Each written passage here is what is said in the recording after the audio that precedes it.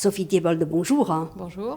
Merci d'être venue jusqu'à nous. Vous travaillez avec la Chine depuis très longtemps. Pourquoi cet intérêt pour la Chine ? Eh bien, écoutez, j'ai commencé à m'intéresser à la Chine au début des années 80, enfin même un petit peu avant, puisque j'ai fait mes études de chinois aux langues orientales dans les années 70, à l'Institut des langues et civilisations orientales. Et puis, j'ai eu le plaisir d'aller en Chine au tout début des années 80 et de commencer, dès cette période, à découvrir les progrès et les changements incessants de ce pays. Je crois que ce qui est vraiment très impressionnant, c'est, je dirais, la capacité d'adaptation et de progrès du peuple chinois. On s'aperçoit qu'effectivement, au fil du temps, il y a sans arrêt des choses nouvelles qui apparaissent et qui permettent de s'adapter à la réalité en faisant des sortes de bonds technologiques qui font que, en effet, le peuple chinois est capable tout de suite de s'intégrer. Et je pense que l'exemple, par exemple, des réseaux sociaux est tout à fait parlant en la matière.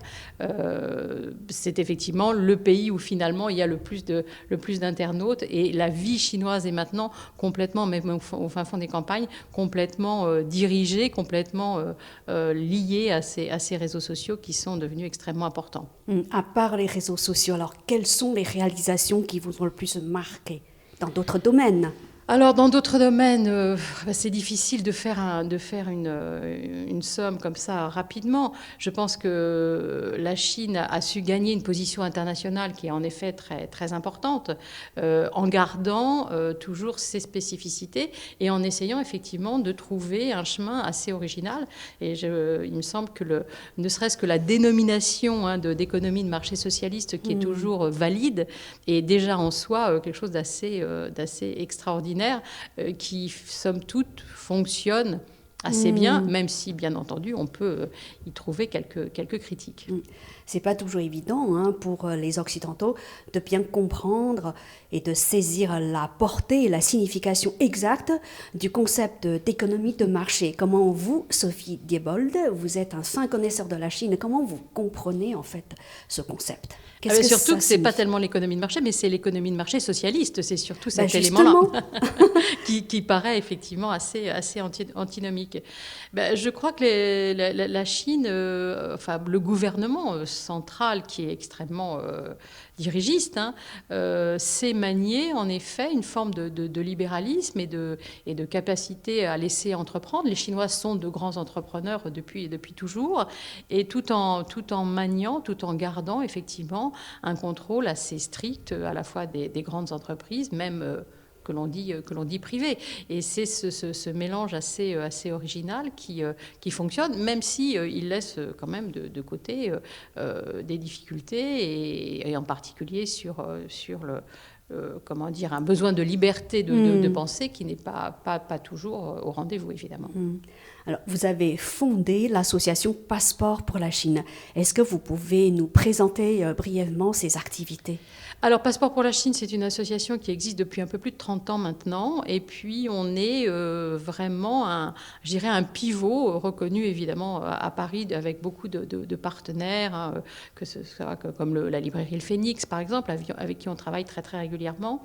Et puis, bien sûr, des gens qui viennent faire des interventions. Je pense à des gens comme Cyril Javary, enfin, pas mal de monde. Et depuis donc un peu plus de 30 ans, on essaie de communiquer l'amour de la langue chinoise. Et puis aussi, que vous parlez d'ailleurs. Que je parle, oui, avec pas toujours beaucoup de réussite. Non, en fait, le chinois est quand même une langue relativement difficile, qui est très satisfaisante quand on arrive à la pratiquer souvent. Mais c'est vrai que là, je manque un peu de pratique et des fois, je me désespère un peu. Mais en tout cas, j'encourage vraiment tout le monde à s'essayer à la langue chinoise. C'est vraiment très intéressant. Il faut beaucoup de répétition, beaucoup d'humilité, je dirais, mais il y a quand même énormément de satisfaction. Et à part les cours de chinois, vous proposez aussi d'autres cours ? Oui, bien sûr. De la calligraphie, de la peinture, des cours de Tai Chi Chuan, par exemple, et puis des conférences. Enfin voilà, il y a tout un ensemble d'activités pour découvrir et s'intéresser donc au monde chinois. Est-ce que vous entreprenez d'autres activités liées, par exemple, au business franco-chinois, par exemple? Alors, il se trouve que dans mon activité professionnelle, effectivement, je m'intéresse aux affaires franco-chinoises et en particulier au suivi des investisseurs chinois en France, qui sont de plus en plus nombreux, donc, et Justement. que le gouvernement français essaie d'accueillir, comme les autres investisseurs étrangers d'ailleurs, la manière la plus approfondie et la plus fluide possible. Est-ce que vous constatez une espèce de stagnation?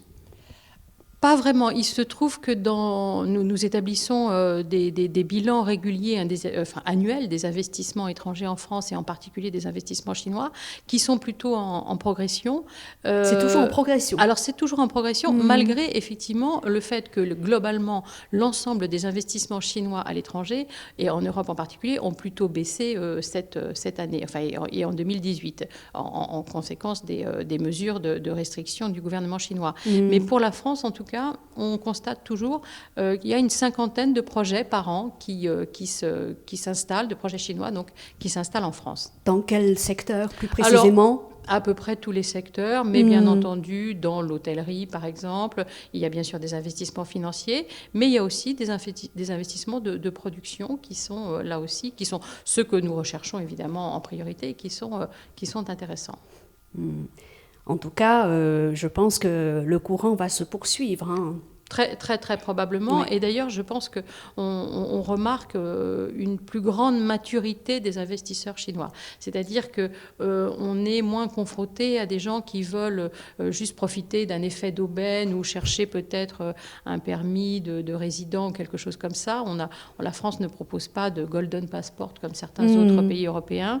Et quand on parle d'investisseurs, effectivement, on veut vraiment des gens qui ont une envie de développer leur économie ici en France, de créer des emplois et non pas donc de profiter d'un effet d'aubaine. Vous évoquiez tout à l'heure des succès économiques que la Chine a remportés au cours des 30 dernières années. Mais comme tous les pays, la Chine a des qualités, mais aussi on va dire, des points à améliorer. Et quels sont-ils ? Alors, si on parle d'une manière générale, je pense qu'il y a sur la liberté, sur les libertés individuelles, évidemment des progrès considérables à réaliser.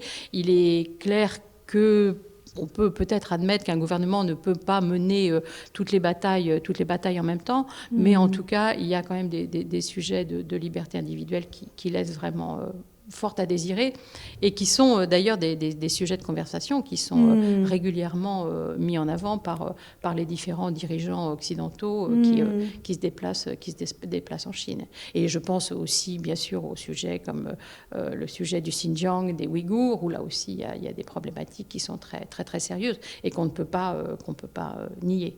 Comment voyez-vous l'évolution des relations franco-chinoises ? Les relations franco-chinoises ont toujours bénéficié d'une histoire ancienne, on met toujours en avant, et même les jeunes générations savent dire qu'en effet, en 1964, le général de Gaulle a été le premier Européen à reconnaître le gouvernement chinois. Et c'est vrai que c'est basé sur, je pense, un intérêt commun, et puis des grandes civilisations avec des littératures qui sont remarquables, des langues qui sont aussi répandues dans le monde entier, qui sont très, très, très, très anciennes, un sens de la culture qui est aussi très... La gastronomie, on parle souvent de gastronomie, mais c'est vrai que les deux gastronomies sont très, très, très, très exceptionnelles. Donc il y a vraiment des choses en commun qui, je pense, ont toujours créé cette espèce de relation un peu privilégiée. Il n'en demeure pas moins que, bien entendu, les uns et les autres, nous sommes pragmatiques et que, bien entendu, il s'agit à chaque fois de trouver son intérêt et d'équilibrer la relation. Et je pense que c'est ça qui est important, c'est que chacun y trouve effectivement ce qu'il a envie de trouver et d'avoir vraiment une relation qui sera où les deux parties peuvent dialoguer. Et en dialoguant, s'écouter l'une l'autre, c'est-à-dire entendre ce que l'un a à dire et écouter la réponse de l'autre. Et c'est, à mon avis, que comme ça que ça peut fonctionner et que ça peut durer longtemps.